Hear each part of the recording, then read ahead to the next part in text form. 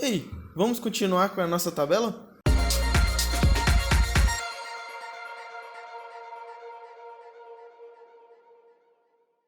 Olá, eu sou o Durvaldo, sou seu professor de laboratório tecnológico e hoje nós vamos continuar com a tabela que nós começamos na última aula. Nós vamos começar então a alimentar essa tabela que nós começamos a fazer. E vamos começar então pela receita. O salário, vou utilizar então o salário mínimo de um trabalhador normal, R$ 10.039. Que está o salário mínimo no Brasil atualmente, certo? Mais ou menos. Vamos fazer umas contas aqui. Quando você recebe o salário, ele tem um desconto de 8% do INSS. Então, por mais que o salário mínimo seja R$ 1.039, não é exatamente esse valor que você vai receber. Quando você tira esses 8%, o dinheiro que você fica é R$ 955,88. Então, esse, digamos que você vai trabalhar o ano inteiro, vai ser o que você vai receber durante todo o ano. Então, eu vou repetir, passando nesse maisinho preto aqui, até o final. Beleza? Agora, vamos colocar todo esse negócio aqui sim em formato de dinheiro.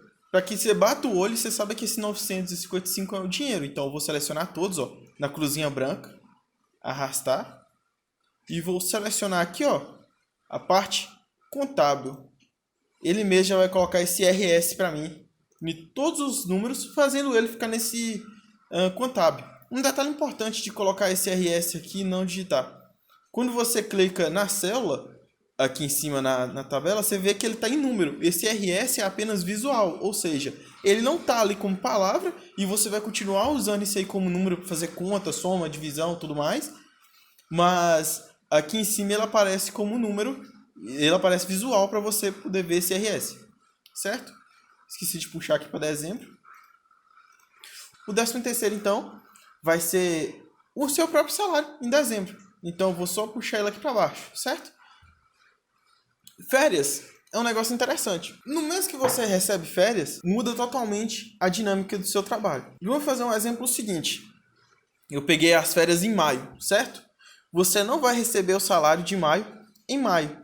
Você vai receber esse salário de maio em abril. Você pega ele adiantado. Então, no lugar de você ganhar esse dinheiro aqui em maio, você vai ganhar nada.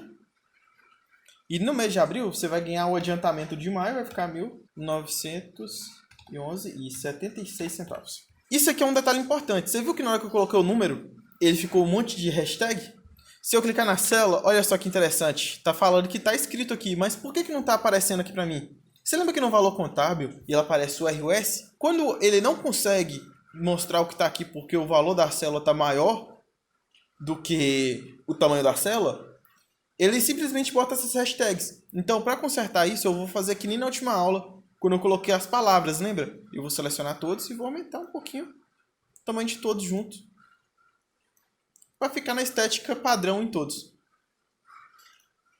Aí você fala assim, nossa professor, mas eu vou ficar maio sem receber?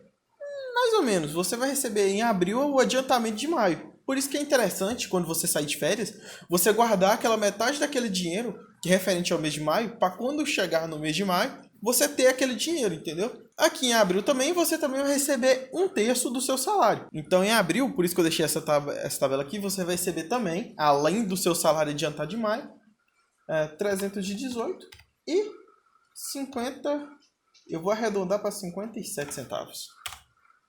Você está vendo que ele também não está em formato contábil aqui, né? Para evitar esse problema, eu vou selecionar todas as nossas tabelas aqui, segurando o Ctrl, e vou colocar todas elas em formato contábil. A partir de agora, todo o dinheiro que a gente colocar aqui vai ficar em formato contábil.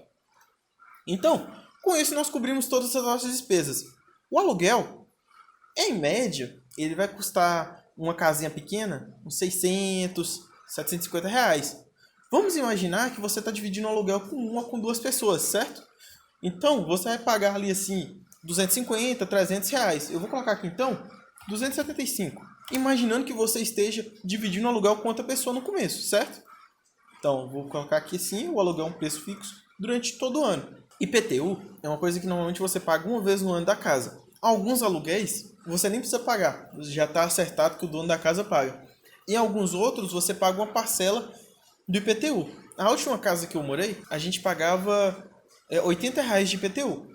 E você imagina que dependendo da pessoa, então, você pode dividir ou não. Eu vou considerar aqui, então, o exemplo meu. Que eu morava dividido com minha irmã. Então, nós dois, cada um, pagávamos R$ 40. Então, eu vou colocar aqui no começo do ano.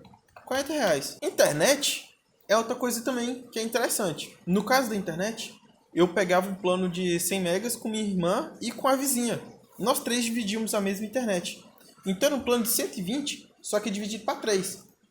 Então, dava R$ 40 para cada um, dividido por todos os meses. Certo? Vou botar aqui 0. E ele vai ficar, quando você coloca 0, ó, ele aparece um tracinho RS, só para ficar estético, dentre todos os outros. 100%. Agora, nós vamos mexer um pouquinho mais numa coisa que é o variável. Ele vai variar durante o ano. A luz e a água, eu morando sozinho, eu reparei que ela sempre variava para mim entre 50 e 30 reais. Alguns meses dava mais, outros meses dava menos. Então, para gerar aleatoriedade aqui assim e mostrar uma coisa mais ou menos completa, eu peguei mais ou menos o valor. Não era exatamente esse valor, mas de algumas contas que eu tive quando eu morava sozinho. Então eu coloquei aqui assim alguns números a respeito de quanto é que, em média, custa. Que é entre R$ 30, R$ 50, eu não vou repassar disso. A alimentação é outra coisa também que varia bastante. Normalmente, para mim, era a coisa que mais pesava. Em alguns meses eu acabava gastando um pouquinho mais, outras vezes eu gastava um pouquinho menos. A alimentação, então, que variava entre R$ 400 e R$ 500, coloquei uma média aqui. A higiene facial, então, é um negócio que vai variar entre 50 e R$ 80, eu vou colocando aqui assim. Transporte é uma coisa que vai variar muito. Tem meses que você vai querer sair mais, tem meses que vai querer sair menos. Dependendo da empresa, normalmente a empresa vai te pagar o vale transporte, então isso vai ser uma coisa que você não está preocupando muito. Ele vai ser descontado do seu salário, alguma parte e tudo mais, mas como aqui vai ser variado, eu vou imaginar que no transporte, um mês que você sai menos, um mês que você sai mais, vamos variar entre 30 e 50 reais, vai. Manutenção, eu acredito, talvez, esse aqui é o mais coringa de todos. Porque em alguns meses você pode simplesmente não gastar nada, então vou considerar que assim que você não gastou nada em alguns meses. Alguns meses você pode ter um chuveiro que quebrou e você vai lá e gasta 50 reais, que já acontece. Outros meses você tem que fazer algum reparozinho muito pequeno.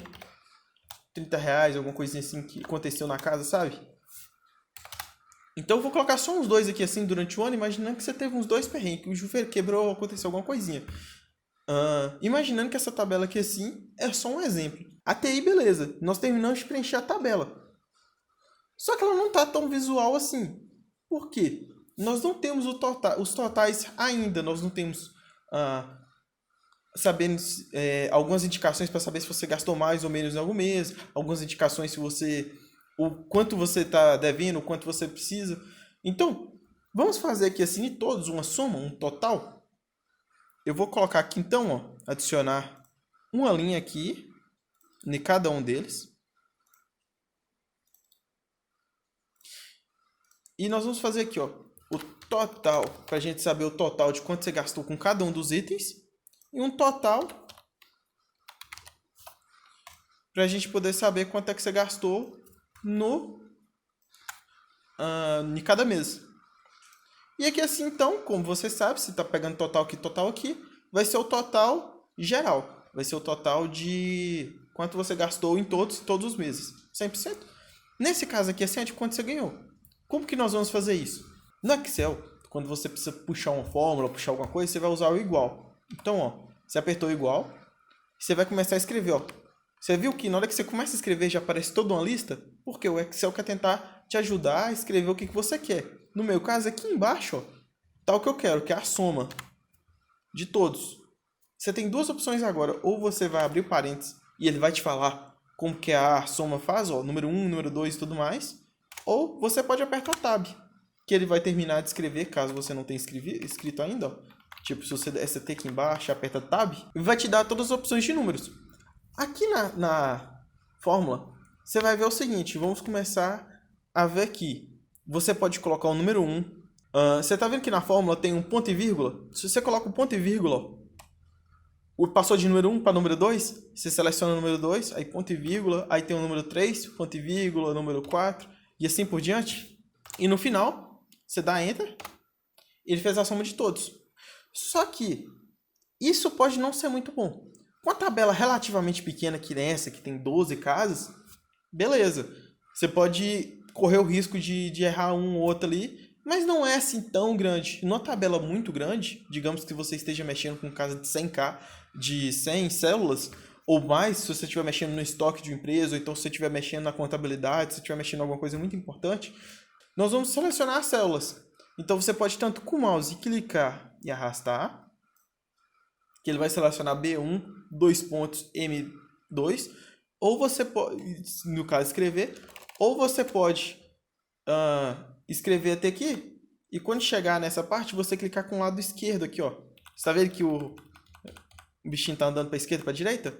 Aí você segura o shift do seu mouse e vai andando, ó. Ele tá aumentando, até você selecionar toda a linha que você quer. Então nós vamos fazer isso em todos.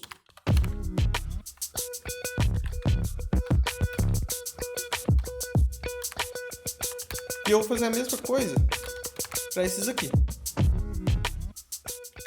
Você pode falar assim agora, nossa professor, mas só tem um valor em várias colunas, por que eu tenho que fazer essa soma também em maio?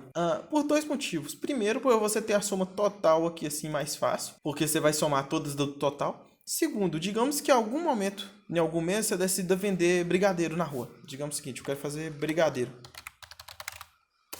E eu comecei lá no mês de maio a vender brigadeiro.